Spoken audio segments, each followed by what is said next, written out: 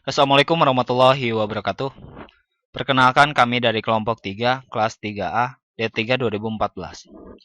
Materi yang akan kita bahas pada video ini adalah mengenai representasi dari floating point, yang mana akan dibagi menjadi dua part. Pada part pertama ini, kita akan menceritakan asal-usul atau background mengapa kita harus menggunakan floating point.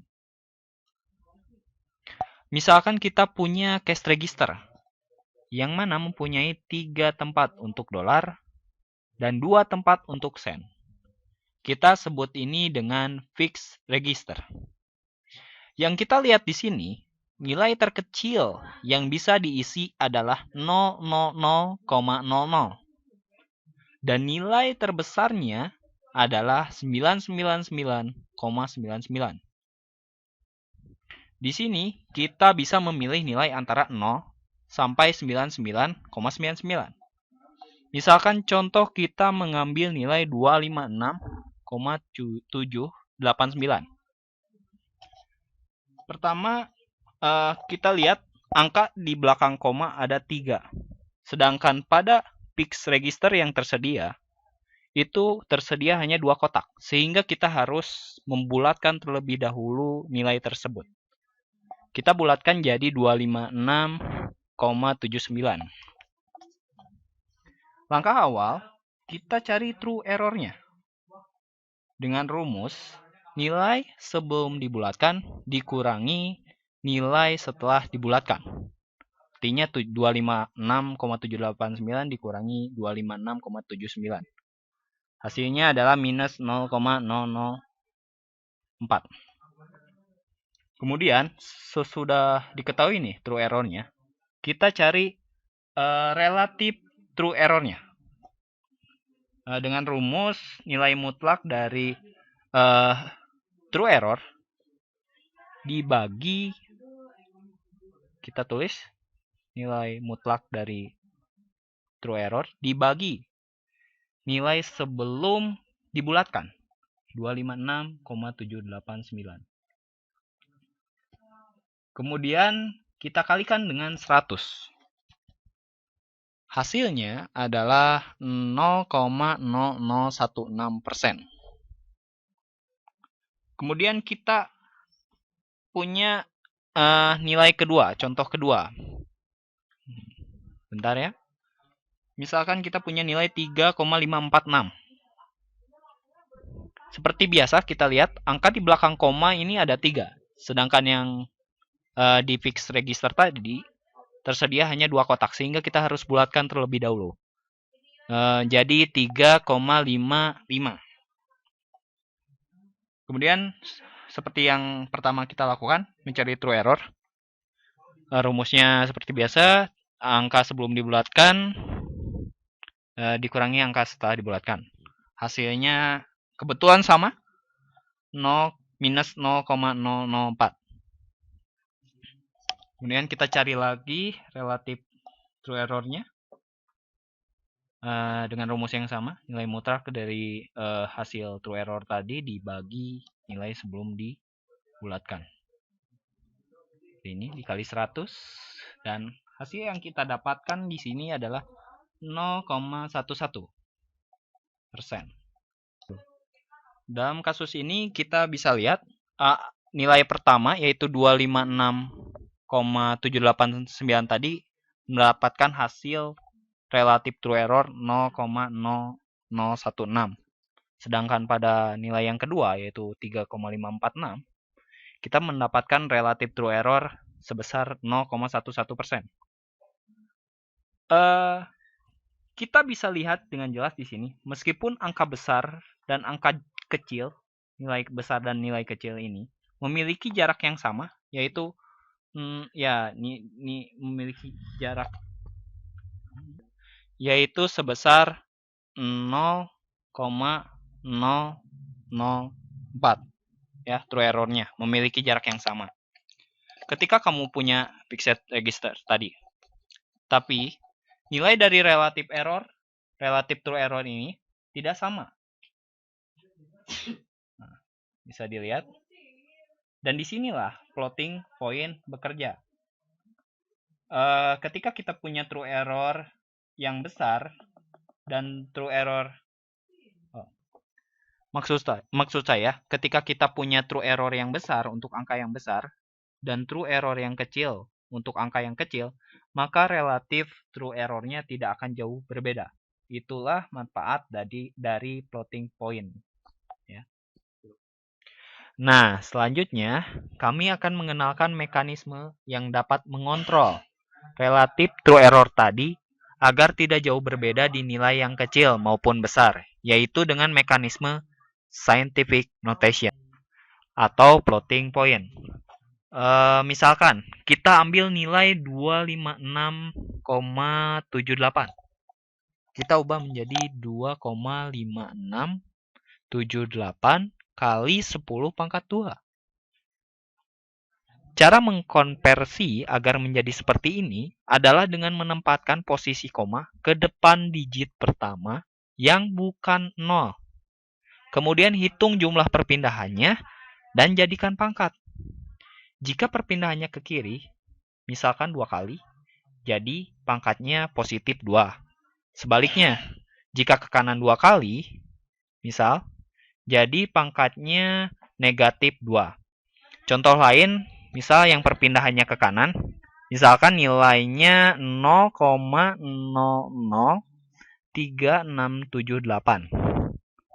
Nah, sekarang yang kita lakukan pertama adalah perpindahan posisi koma ke depan digit pertama yang bukan 0. Jadi kita dapatkan 3,678 kali 10 pangkat min 3. Nah, jadi itu merupakan cara untuk menuliskan scientific notation ini. Diketahui juga formula standar untuk scientific notation ini, yaitu sign yang merupakan tanda positif atau negatif, kemudian dikali mentisa. Contohnya yang ini ya, kita lihat. Nah, ini merupakan contoh mentisa. Kemudian dikali 10 pangkat eksponensial. Contohnya itu yang ini nih. Bisa kita lihat jelas ya. Nah, eksponen ini juga biasa disebut dengan Viken. Sebentar, saya hapus terlebih dahulu ya. Oke. Kemudian kita kembali ke representasi awal tadi, di mana kita punya fixed register seperti ini. Bedanya kita udah disatukan ya. Tadi kan pisah 3, 2. Sekarang kita satukan. Tapi kali ini kita gunakan 4 kotak pertama untuk mentisa dan kotak kelima untuk eksponen. Ya. Jika kita menggunakan metode ini, maka nilai minimum yang bisa diisi adalah 0,000 kali 10 pangkat 0 dan maksimumnya adalah 9,999 kali 10 pangkat 9. Jika kita menggunakan metode ini, bisa kita lihat jangkauan nilai yang bisa kita isi lebih besar daripada contoh pertama yang kita buat tadi. Nah, setelah ini kita akan lihat efek menggunakan metode ini terhadap true error dan relatif true error. Bentar lah, saya hapus dulu. Oke. Kita lanjutkan. Sebagai contoh kita punya nilai 256,786. Lalu kita ubah ke scientific notation jadi 2,56786 kali 10 pangkat 2.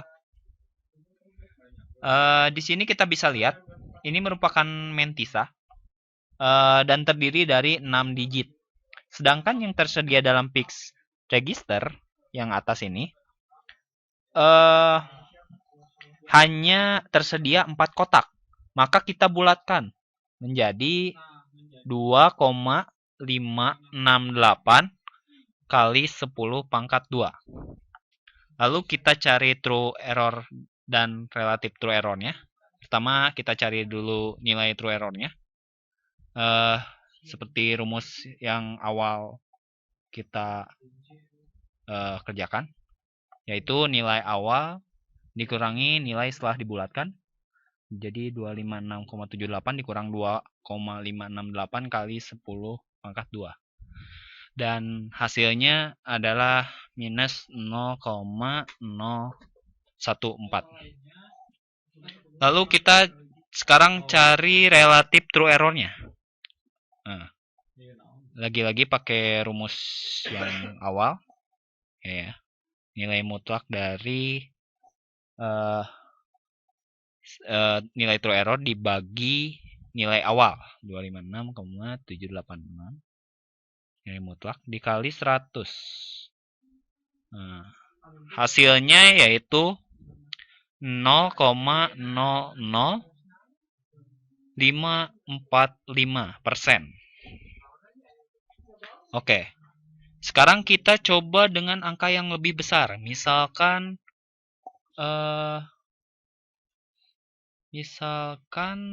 berapa ya?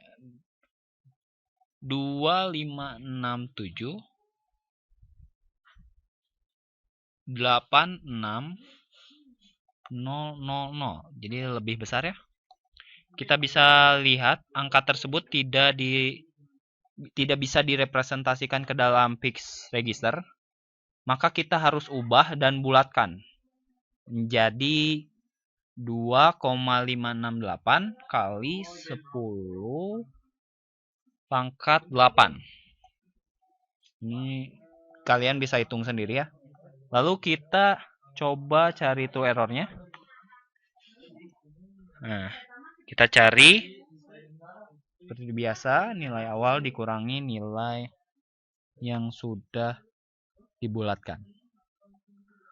Nah, lalu kita dapatkan hasilnya itu minus 14.000.